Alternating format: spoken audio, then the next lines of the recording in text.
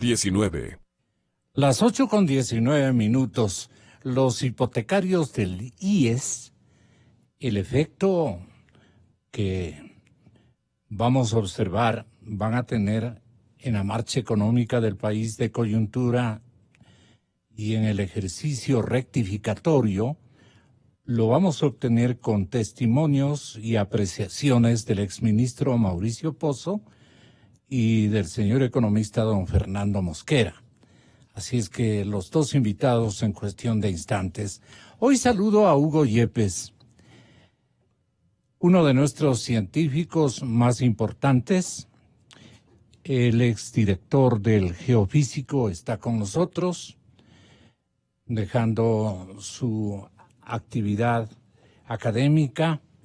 Nos va a acompañar unos minutitos para explicarnos qué piensan o si él aprueba un simulacro indispensable, necesario, imprescindible, que en la cronología de peligro de nuestros volcanes, y el principal es el Cotopaxi, es atinado que tratemos nosotros de ubicar un simulacro de erupción para ver cómo los pueblos, las localidades, las autoridades, los círculos de liderazgo ciudadano, las instituciones de auxilio, hospitales, médicos, paramédicos y especialmente la actitud de la sociedad está como predispuesta a una emergencia de esa envergadura.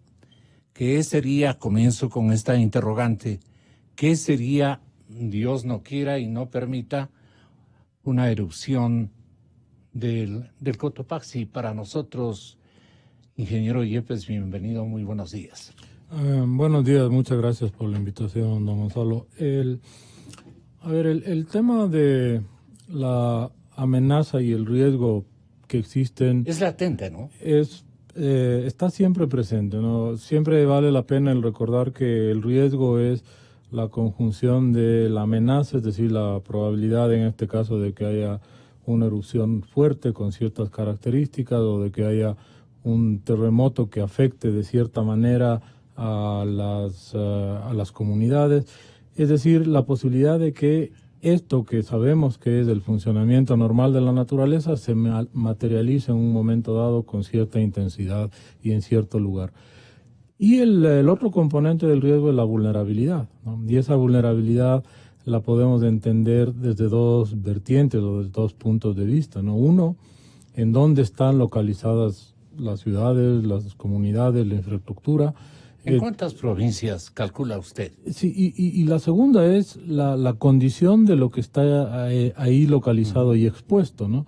Entonces, si es que consideramos que hay tanto una exposición muy grande, porque según ciertos recuentos o ciertos levantamientos del propio actual Servicio Nacional de Gestión de Riesgos, se habla de 300.000 personas en 5 provincias que están expuestas a los lahares del Cotopaxi, pero por otro lado tenemos también que la fenomenología de este volcán y este tipo de amenaza que serían lahares o flujos de lodo, sí, o grandes torrentadas de increíble magnitud, de increíble fuerza y velocidad, se materializa eso. No hay en realidad una capacidad de la construcción humana para que pueda detener ese tipo de fenómenos. Entonces, o para que pueda resistirse, no hay todavía, y no creo que habrá búnkers que permitan que esto se mantenga cuando hay el paso de estos eventos. Entonces, yendo al meollo del comentario inicial, habiendo este riesgo permanente, es necesaria una preparación permanente de la población, en el sentido de que ya expuesta como está, ya con ciudades como La Tacunga, construida en la zona del volcán, de los lahares producidos por el volcán Cotopaxi en erupciones anteriores, o la zona del Valle de los Chillos, o la zona del Valle de Cumbayá Tumbaco, o si es que nos vamos más allá, infraestructura como la represa de Mandurillacu por un lado, o por el otro lado la represa de Goyán. Eso ya está ahí desarrollado y no podemos retirarlo cuando vaya a haber las erupciones. Entonces es necesario que esta preparación, este entendimiento de la potencialidad y de lo que podría impactar estos fenómenos de volcán tiene que estar presente y tiene que ser analizada y en casos específicos actuada de cierta manera. Las 2 o 3 generaciones más antiguas de nuestra sociedad, especialmente las que residimos con nuestros familiares tradicionalmente en la circunscripción de impacto de un insuceso de esa naturaleza que es difícil imaginar. Pero en homenaje a esas otras generaciones que nunca han concebido ni en términos de una educación desde la escuela como debía haberse ejercitado. Y yo le pregunto a la actual ministra de Educación o ministro de Educación, si me corrigen, si ministra es exactamente, si ella ha dispuesto al tenor de esta iniciativa de simular o de ejercitar un simulacro para fecha definida en el mes de septiembre, que o sea, estamos cercanísimos al simulacro. Ella ha instruido a los señores maestros, profesores, rectores y directores de los planteles educativos para que ejerciten una explicación, si ni los mismos profesores saben qué aconteció en la última erupción del Cotopaxi. Mal pueden ellos asistir con éxito a protagonizar una acción simultánea de desocupar la vivienda, de movilizarse del barrio a sectores mucho más seguros. Si la erupción, claro que va a ser preanunciada por el volcán. Ya nos ha hecho esos gestos en algunas ocasiones en los últimos años, pero podría ser también estrepitosamente sorpresiva y doliente para toda la economía ecuatoriana. Por eso que yo le pido, en homenaje a esas generaciones, que nos describa, ingeniero, cómo sería una erupción del Cotopaxi en estos momentos, donde hay una infraestructura importantísima de servicios públicos, de comercios, de actividad industrial, de vialidad, de infraestructura, de servicios importantísimos de la nación. Y el impacto creo que en unas 5 o 6 provincias en todas las latitudes, comenzando desde el norte, el sur, la Amazonía, etcétera, etcétera. Sería complicadísimo la situación. ¿Por qué no nos hace el favor de ilustrarnos cómo sería una erupción del Cotopaxi? A ver, tenemos ahí de nuevo los mismos dos aspectos, ¿no? Entonces, Cotopaxi en la televisión tenemos. Hablando de la amenaza, ¿no? Es decir, podemos tener erupciones en las cuales debemos considerar que no es una erupción, no es como el terremoto que llega, impacta y luego vienen unas réplicas que se van acabando con el tiempo, sino que estos volcanes y el Cotopaxi de manera especial abren, o específica, no especial porque es común su trabajo, así funcionan estos volcanes que se llaman volcanes de los Andes o andesíticos, porque son descritos aquí en los Andes, típicos de aquí.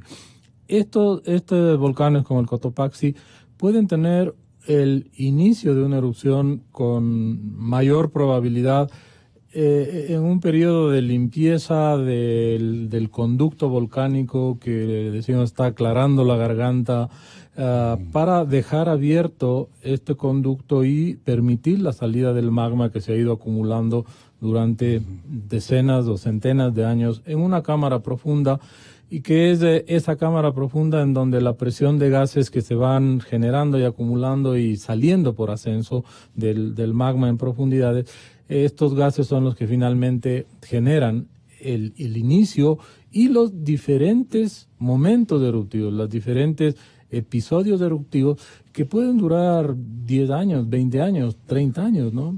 Pensemos nada más en el Tungurahua. El Tungurahua es también un volcán andesítico, por eso es comparable. Empezó a generar cierta actividad en el año 98, de hecho la clarificó y empezó ya sus erupciones en el año 99. Las grandes fueron en el 2006, siguieron otras grandes en el 2008, el 2010 cambió de forma de hacer las cosas. Las últimas erupciones importantes fueron en el 2014 y decidimos que en el 2017 ya no mostraba más signos de actividad. Entonces fueron 18 años de actividad importantísima. El terremoto de Ambato de los años 40-50 fue parte de ese ciclo. No, son dos fenómenos diferentes. El Tungurahua, su periodo anterior eruptivo había sido de 1916 al 1925, el terremoto en el año 49 y la otra reactivación del Tungurahua, que lo hace cada siglo, igual que el Cotopaxi, fue en 1999. Entonces, yo pasé por coincidencia en el 49 con mi madre. Pasamos el terremoto y yo apenas. En Ambato. Sí, en Ambato.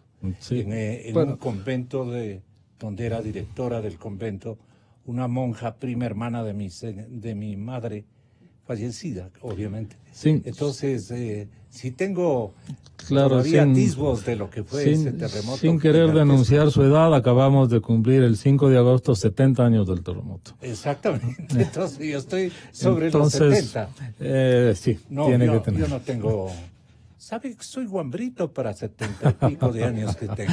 Entonces, volviendo al Cotopaxi, el Cotopaxi en el siglo XIX hizo una erupción bastante violenta, ¿no? Y bastante rápida en 1877, pero el anterior periodo fue un periodo que empezó en 1742 o 1740, en realidad hasta 1770. Fueron 30 años y periodos en los cuales hubo dos erupciones muy grandes que en una escala de intensidad de las erupciones tienen características ya destructivas, que son el índice de explosividad de la escala de las erupciones, que fueron de nivel 4, tanto en el año 1742 como 1768, 1877. Entonces, pensando eso, ¿qué pasa con esas erupciones? ¿Qué hacen esas erupciones?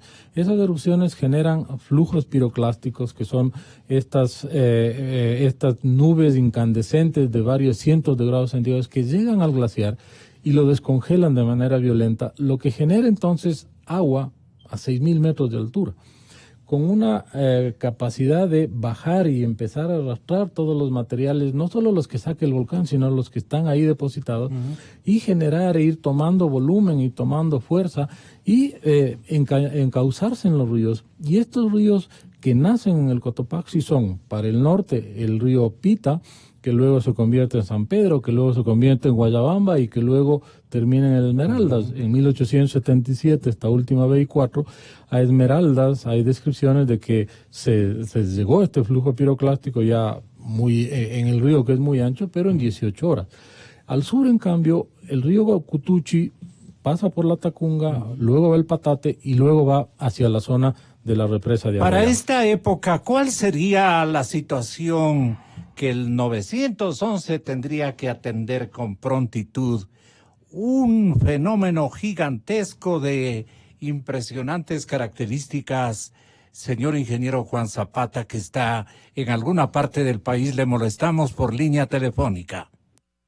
Buenos días, mi estimado Gonzalo. Un saludo cariñoso a Hugo y a toda la digna audiencia. Efectivamente, nosotros somos participantes activos en el tema del simulacro del 11 de septiembre. Estamos, y bueno, Hugo conoce también, creo que el Cotopaxi es uno de los volcanes más monitoreados desde el punto de vista técnico a través del Instituto Geofísico y desde el 911. Nosotros tenemos 4 cámaras que están dispuestas especialmente, obviamente, en el parque Cotopaxi, y sobre todo tenemos también una desde el mismo Centro Integrado de Quito, cámaras térmicas de largo alcance, eso nos permite tener un monitoreo de 24 horas. Yeah. Y en el caso del simulacro estaremos con 45 cámaras dando el apoyo de videovigilancia durante todos los trayectos. No olvidemos que aquí van a participar 2 provincias, ¿no? Que son obviamente Cotopaxi y Pichincha. En los simulacros anteriores, esto es el séptimo. Los simulacros anteriores han participado también Napo y otras provincias, pero en esta vez se va a hacer con las 2 provincias. El simulacro anterior participaron cerca de 56,000 personas.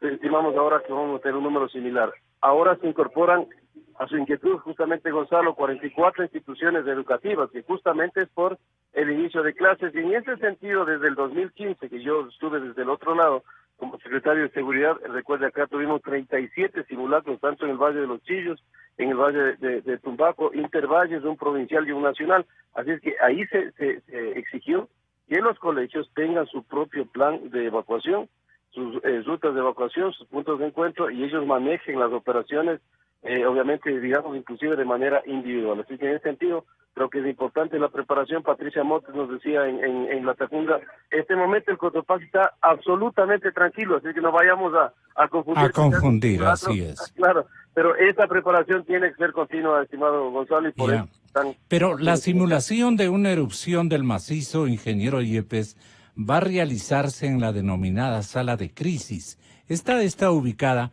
en las instalaciones de la Universidad de las Fuerzas Armadas. Entiendo que es en el Valle de los Chillos.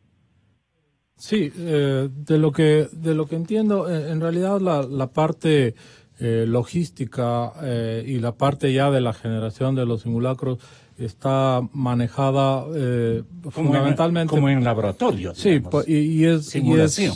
Y está manejada más o menos fuera de la academia, ¿no? Lo que la academia, en este caso el Instituto Geofísico, ha proveído de manera permanente son tanto los mapas de potencial impacto para un escenario. Los flujos, sí, para los flujos piroclásticos, es decir, limitar en un solo escenario, y eso quiero aclararlo, ¿no? En este caso se está apostando en una especie de ruleta, se está apostando a un número, que sería uno de ellos. Dice, bueno, vamos a practicar sobre el impacto que sería si es que sale ese número premiado.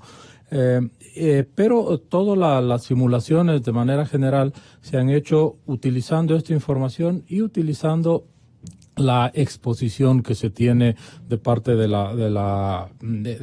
levantamiento que hacen las instituciones, ¿no? Entonces, claro, hay que ser muy claro en el sentido de que estos simulacros de escritorio tienen que tener un acompañamiento sobre quienes evalúan al simulacro y evalúan las actuaciones de las instituciones, no como para cumplir el simulacro, sino para ver en dónde hay que ajustar los tornillos para que las cosas vayan mejorando, ¿no? Para mí fue un aprendizaje bastante complicado, y de hecho lo uso en mis clases y por eso lo tengo presente. El hecho de constatar que ya en los momentos complicados, como fueron los preparativos para el año 2015, en donde el volcán erupcionó, no, en realidad esa coordinación interinstitucional dejaba mucho que desear, ¿no? El caso específico de Quito era bien complicado en el sentido de que al no tener claridad de cuáles son las competencias institucionales, habían mensajes contradictorios en el sentido de que en qué sentido van el flujo de tránsito en aquellas vías que estaban definidas como vías de evacuación, hacia dónde se dirigían los padres de familia frente a los estudiantes, etcétera, etcétera. Entonces, todo eso es parte del aprendizaje que tiene que ser bien enterado y bien evaluado, y sobre todo corregido en esto que es una repetición constante, como lo ha dicho bien Juan, para poder ir entendiendo la problemática y mejorando. Y claro, esta problemática también tiene que irse enriqueciendo porque hay muchos escenarios diferentes, pero sobre todo porque hay la posibilidad de ver tiempos y ver situaciones, por ejemplo, en el caso de los tiempos, ¿no es cierto? la decisión de hacerlo al principio de las clases seguramente tiene una razón de atrás de coger a los educandos y a los profesores más o menos frescos o más o menos desprevenidos para evaluar eso. Ojalá se evalúe, ¿no? Porque una cosa es preparar a las escuelas sí, y hacerlo en abril, resonar, que hacerlo en septiembre, que recién empiezan, ¿no? Muy potentes, nos van a poner en alertas, pero esto nos explica mejor el ingeniero Juan Zapata. ¿Qué tiene preparado para graficarle la dimensión, no aterrorizar a los chicos ni cosa por el estilo, pero hacerles palpar una realidad, un escenario de esa naturaleza? Me parece que tenemos que ser objetivamente certeros, es decir, eso no es una broma. ¿Por dónde vendrían los...? Debe saber un chico que vive especialmente en la Ruta Viva, por ejemplo, ¿no? Tiene que conocer, ingeniero Zapata, cuáles van a ser las rutas que por donde van a transitar los flujos de lava. ¿En qué? Flujos de lodo, en realidad. De lodo. No es lava. No es lava. Uh-huh. Sí, vea eso. Sí, el fenómeno de los flujos de lodo es que la lava puede estar fluyendo arriba en el glaciar y eso genera el agua, y el agua es la que lleva todas las escombros, las piedras, y esos son los que se meten en los ríos, en los cauces, y ahí está expuesta la población. El 911, ¿cómo tiene preparado este simulacro? Bueno, Gonzalo, nosotros tenemos actividades, pero primero yo estoy totalmente de acuerdo con Hugo. Cuando recién empezamos este tema, inclusive la coordinación interinstitucional nos costó muchísimo. Creo que eso se ha avanzado bastante. Ahora cada institución tiene su plan de contingencia, su plan de emergencia y de contingencia, ¿no? En ese sentido estamos bastante coordinados. Se los va a releer ese día y con ocasión de ese simulacro. Por supuesto. Entonces, ya las escuelas han hecho varios simulacros, Gonzalo, es decir, ya tienen claro cuáles son sus rutas de evacuación, sus puntos de encuentro. En ese sentido, lo único que se están midiendo ahora son tiempos de respuesta, tanto de las instituciones de prevención como bomberos, policía, gestión de riesgos, Ministerio de Salud, Cruz Roja, como de la ciudadanía. Así que en ese sentido se ha avanzado bastante. Obviamente, estoy totalmente de acuerdo con vos también, cada simulacro se ajustan, porque yo no creo en el simulacro 100% efectivo, porque no estamos engañando. Siempre el simulacro es para medir situaciones que las tenemos que medir en territorio. Entonces, pero hay que recorrer en mapas y en cuadernillos las zonas de riesgo. Sí, Gonzalo, ya se tiene establecido exactamente cuáles son las zonas de riesgo, especialmente Pichincha, Quito lo tiene muy claro, igualmente Cotopaxi, por eso ya se lo viene trabajando desde hace varios años, ¿no? Así que ellos lo que ya tienen es claro su punto de encuentro, su ruta de evacuación, su mochila de emergencia. Inclusive Quito tiene otra situación, una característica diferente, que también tiene que recibir a población flotante que vendría de los diferentes cantones, inclusive desde la Tacunga, ¿no? En uno de los casos de la provincia de Cotopaxi, perdón. Entonces todo eso se va ajustando y se va midiendo, ¿no? En ese sentido, Gonzalo, como le vuelvo a repetir, este es un séptimo interprovincial, digamos, y es bastante. Y le vuelvo a repetir, en Quito se hicieron 37 el año anterior, así que cada simulacro nos seguía ajustando cosas, y este no va a ser la excepción. Igual vamos a ver evaluaciones en donde tengamos que ir corrigiendo y se va obviamente anotando en el papel, y para el próximo simulacro se va ajustando las fichas, digamos así, Gonzalo. No hay aumento de gas, tampoco de deformación de flancos, ni sismos exagerados en el número. Los sismos son, digamos, normales, entre 10 y 15 sismos, más bien de carácter bajo. Eso le pregunto al ingeniero Yepes.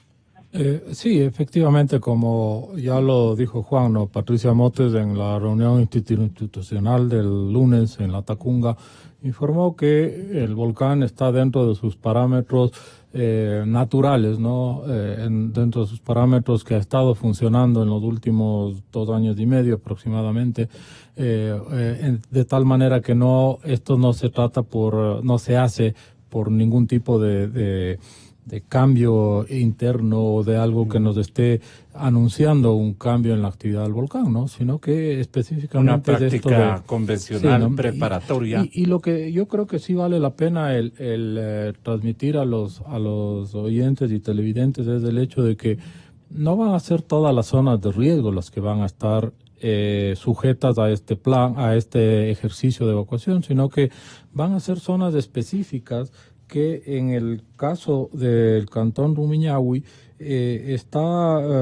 básicamente se va a aprobar esta capacidad de reacción en los sectores del Triángulo y de la Divina Gracia en San Rafael, igual que en el Centro Comercial San Luis, mientras que en Sangolquí se va a aprobar en la zona de Selva Alegre, y para el caso del Distrito Metropolitano de Quito, pero que también es parte del Valle de los Chillos, en la zona de Playa Chica, es decir, son sectores pequeños, no es un simulacro general, y de igual manera en la Tacunga, en la zona rural de Mulaloy y en la zona urbana también zonas específicas que van a probar, entiendo que dentro de una metodología y de un plan establecido que, insisto, es crítico que tenga una evaluación muy clara, porque es de ahí donde se sacan los aprendimientos, donde se aprende institucionalmente, los aprendizajes, y a su vez que tenga la capacidad de explicarle a la gente por qué la importancia de estos ejercicios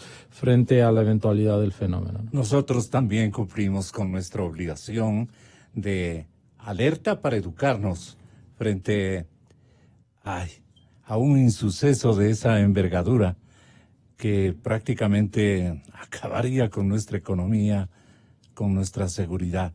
Pero no hay que ponerle un tensor de alerta, no es ningún evento que está notándose o se está administrando con una exagerada precaución, sino con una atinada dosis de objetividad y de preparación del estado de ánimo y de una especie de costumbre para la preparación de nuestras generaciones, especialmente de niños, de jóvenes y adultos.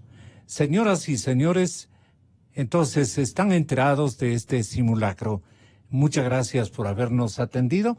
Un adherente que nos pide el señor ingeniero. Estos simulacros están dedicados a básicamente preparar a la población para salvar las vidas, ¿no? Entonces, el siguiente paso que el Estado y su servicio de riesgos debe emprender es pensar en cuál es la implicación, cuál es el impacto en el desarrollo y cómo se evalúa y cómo se actúa sobre la infraestructura, que usted ya bien la hizo previamente, sí, y cómo el desarrollo del Estado tiene que incluir este y otros temas para que no se vuelvan a construir represas como Mandurillacu tapando el volcán cuando todos los instrumentos de evaluación de la amenaza estaban listos, para que no se vuelva a construir la cárcel en la zona de máximo impacto de Lajar, para que no se vuelva a construir el hospital en la zona de la Tacunga, el hospital, el nuevo hospital en la misma zona de Lajares. Entonces, si es que la población nos estamos preparando, el Estado también tiene que tener esa preparación para que el impacto económico no sea de las magnitudes como para que le lleve al país a una pobreza de la cual no pueda salir en las siguientes décadas. Educando y ajustándonos a realidades, señoras y señores, la cadena Democracia vuelve con Mauricio Pozo y Fernando Mosquera. Inicio de espacio promocional y publicitario. Y bueno, señores, continúa el partido, avanza por el centro, vete el pelo.